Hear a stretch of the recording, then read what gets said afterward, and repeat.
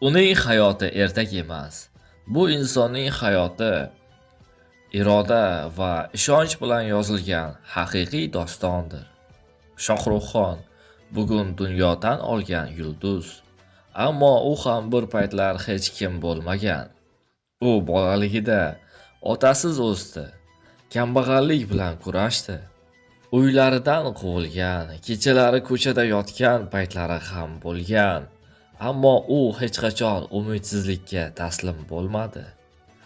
U har safar oynaga qarab o'ziga shunday derdi: bir kun bu yuzni butun dunyo taniydi.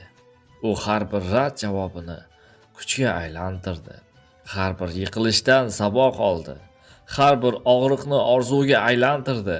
Shohruxxon hech kimning yordamiga tayanmadi. U o'z yo'lini o'zi yaratdi. Bugun u nafaqat aktyor,